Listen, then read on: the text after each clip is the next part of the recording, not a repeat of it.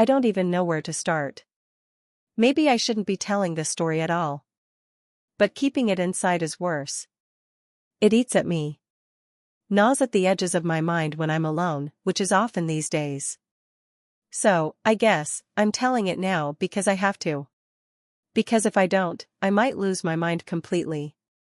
Before we begin, please be aware that this story explores mature themes, including the complexities of family relationships, emotional struggles, and personal boundaries. If these topics are sensitive for you, you may choose to stop watching now. My name is Lily Booker. I'm 37. A single mother. Have been since I was 18, when I gave birth to my son, Landon Carpenter. His father, well, he wasn't much of a father. He walked out when Landon was still in diapers. Never looked back. Never called. Never sent a damn thing for birthdays, for Christmas. Nothing. Just vanished, like he never existed. And maybe that should have broken me, but it didn't. It only made me love my son harder. Made me swear I'd never let him feel unwanted, never let him go a day without knowing how much he meant to me. And I kept that promise. For 19 years, it's been just us. Me and Landon. We never had much, but we had each other. Always. When he was little, he used to crawl into my bed during thunderstorms, bury his face in my shoulder, and whisper, "Mom, don't let go." And I never did. Never could. Maybe that's why we're so close now. Closer than most mothers and sons should be. Closer than I even realized until recently. We share a laptop. Have for years. Neither of us use it often, so it just made sense. A practical arrangement. I work, take care of the house, and try to stay active. He goes to school, hangs out with his friends, and spends more time on his phone than anything else. The laptop was never a big deal. Just something we both used when we needed it. Or at least, that's what I thought. Then last week happened. I wasn't snooping. I want to be clear about that. It was an accident. I was just about to check my emails. That's it. But when I opened the laptop, I saw them. Tabs. Porn. Left wide open like a neon sign flashing in my face. And for a second, I almost laughed. Almost closed them out without a second thought. He's 19. A grown man. Of course he watches porn. What guy doesn't? But then, I saw what kind of porn it was. It wasn't random. It wasn't just typical stuff. No, it was all the same. Video after video. Scene after scene. Older women. Young men. Mothers and sons. Or, at least, something close to it. And at first, I told myself it didn't mean anything. Maybe it was just a phase. A curiosity. Something he clicked on once and got caught in a loop. But then I started looking closer. And that's when I felt it. That strange, sinking feeling in my stomach. The one that told me this wasn't random at all. Because these women, they all looked like me. Not their faces, of course. But their bodies. Their hair. The curves. The way they dressed. The way they carried themselves. It was too much of a coincidence. And suddenly, all the little moments I'd ignored over the past year started flooding back.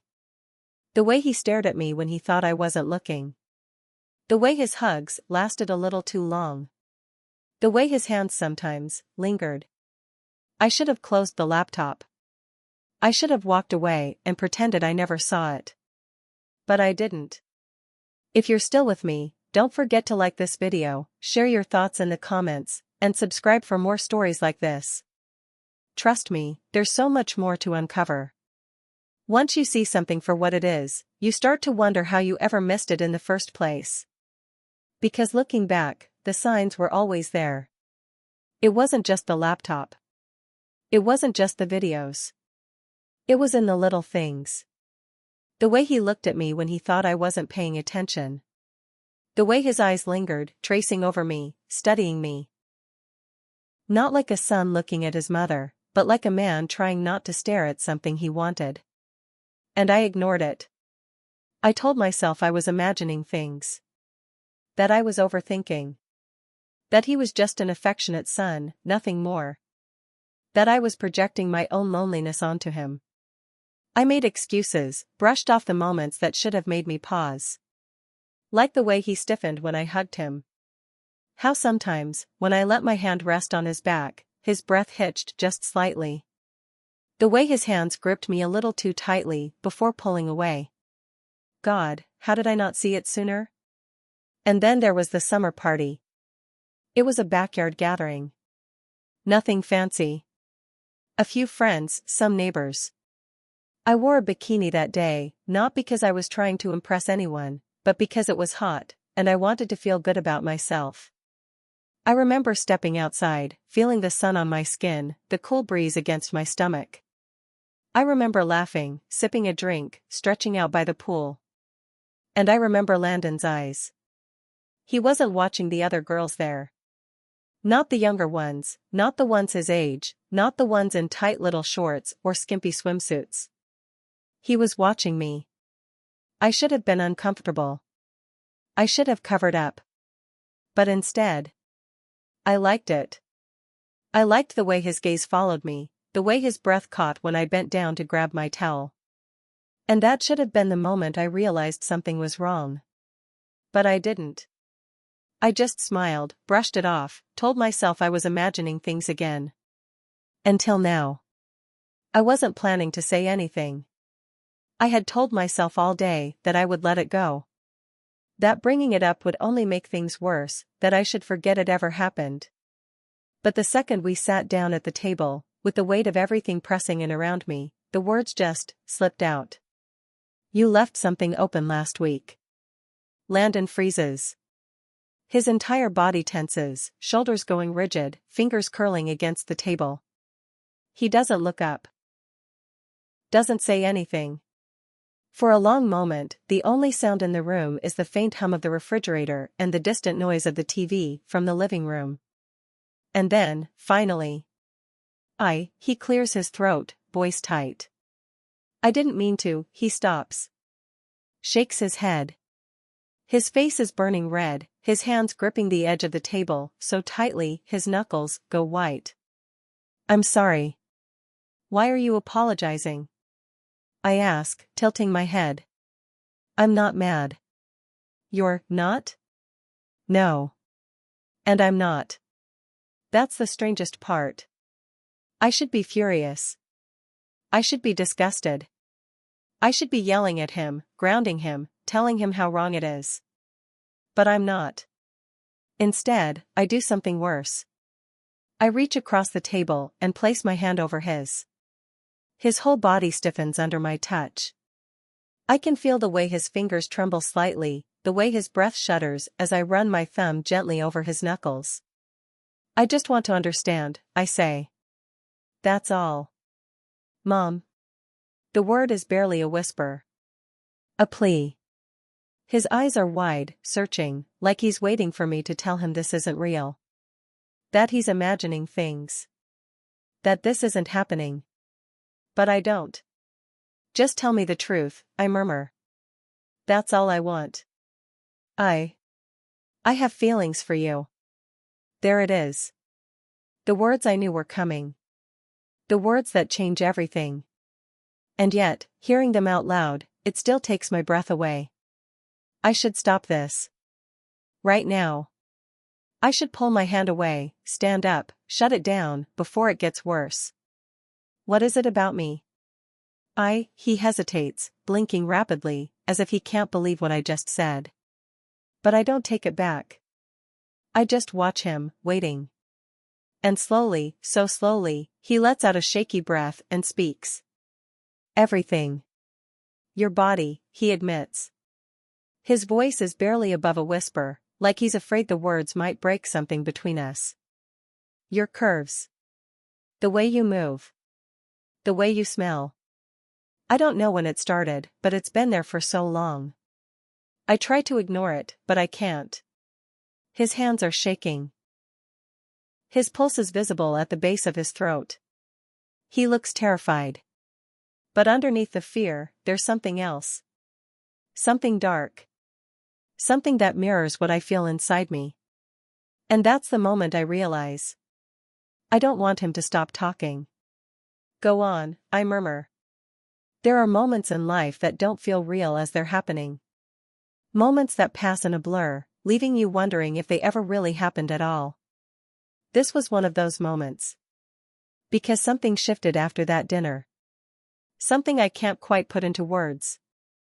It was subtle at first, a slow unraveling of the normalcy we had always known.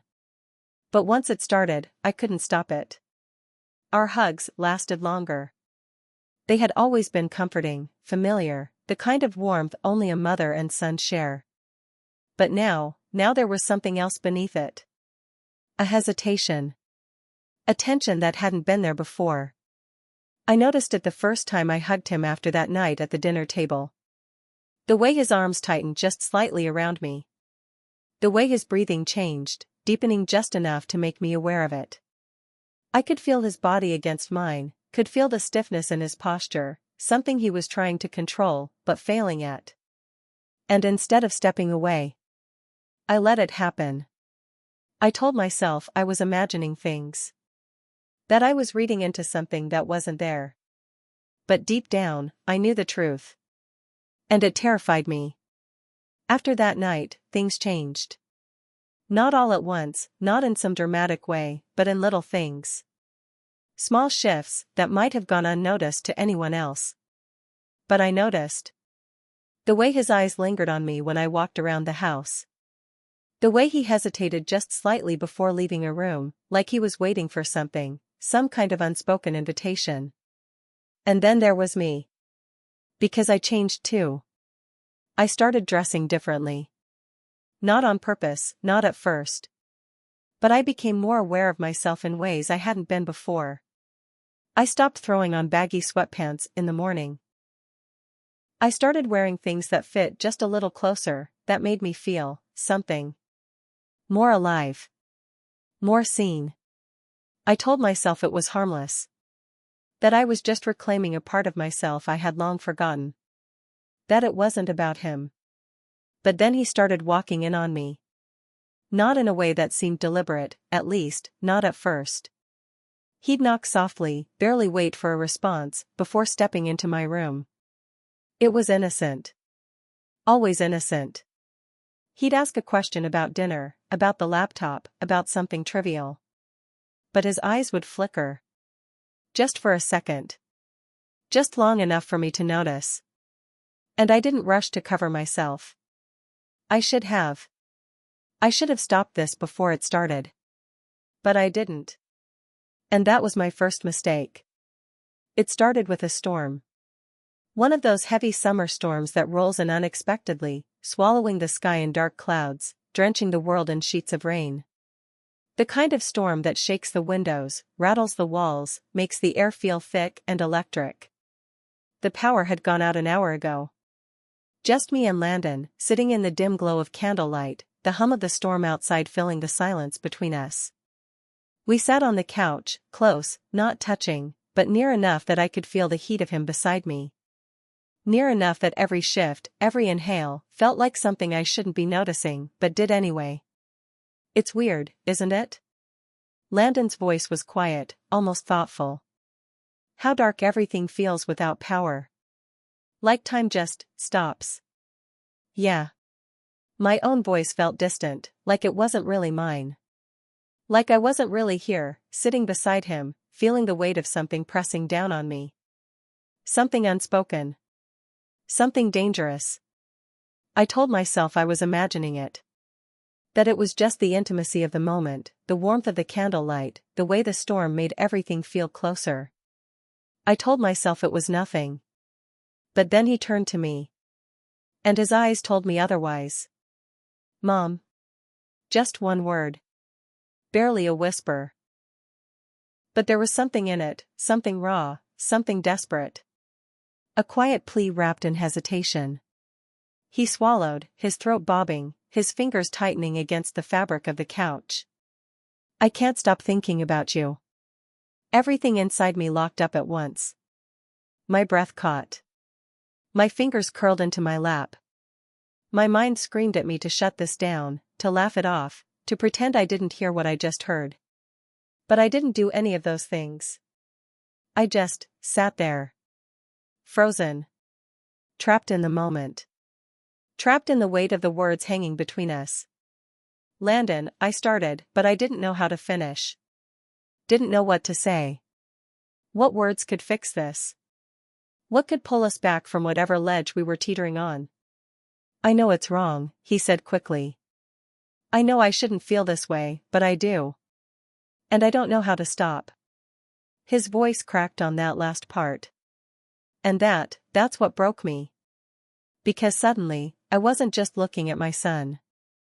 I was looking at a young man, lost and confused, drowning in emotions he didn't ask for. And maybe, deep down, I saw too much of myself in that. Maybe I saw my own loneliness reflected in his eyes. My own desperation for something I shouldn't want. We can't, I whispered, my voice barely holding steady. Landon, this isn't, I shook my head. This isn't something we can talk about. Then tell me you don't feel it. His words were a challenge. A test. And I hated how much I hesitated before answering. Because in that moment, I wasn't just battling him.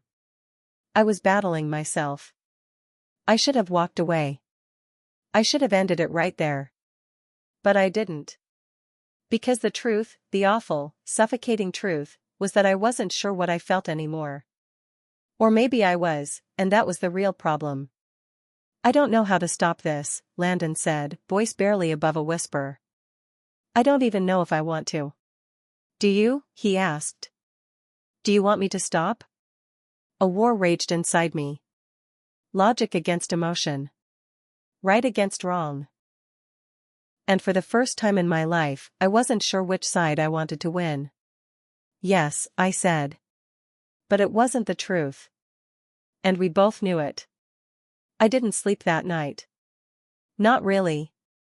I lay there for hours, staring at the ceiling, my mind a mess of tangled thoughts I couldn't escape from. My body felt heavy, like I was sinking into the mattress, like the weight of everything pressing down on me was too much to bear. What had I done? No, what had I allowed to happen? Because maybe that was the worst part. I couldn't even pretend I hadn't known where things were headed. I saw the signs. I felt the tension. I let it grow, let it fester, let it twist itself into something that never should have existed in the first place. And now, here I was. Awake. Trapped in the quiet aftermath, knowing there was no undoing any of it. The sun was just starting to rise when I sat up, rubbing my hands over my face, trying to chase away the exhaustion clinging to me. The air felt thick, stifling. I needed to move. To think. To breathe. I stepped into the bathroom, gripping the edges of the sink, staring at my own reflection. My face was pale. My eyes were tired, rimmed with dark circles. I looked like someone else entirely, someone I didn't recognize. Someone I didn't want to be. What have you done? The words slipped out before I even realized I'd spoken them. My own voice sounded foreign, hollow, filled with something I couldn't name. And in that moment, I felt it, real guilt. Not just fear of being caught. Not just anxiety over what came next. But actual, soul-deep guilt that clawed at my insides like something trying to escape. Because the truth was undeniable now. This wasn't love. This wasn't normal. This wasn't something I could justify, no matter how much I tried to twist it into something else. This was a mistake. I wanted to believe that emotions could be controlled. That desire could be ignored. That if you simply willed yourself to forget something, it would disappear. But that was a lie. The only way forward was to acknowledge the truth and face it. No more rationalizing. No more pretending. No more excuses. Whatever had been building between us, whatever lines had been blurred, it had to stop. Before it destroyed everything. I had to stop it. Before it ruined him. Before it ruined me. This ends now. Either way, I want to hear what you think. Tell me, what would you do if your world fell apart like mine did? How would you move forward? Let me know in the comments. And if this story made you feel something, don't forget to like, share, and subscribe for more.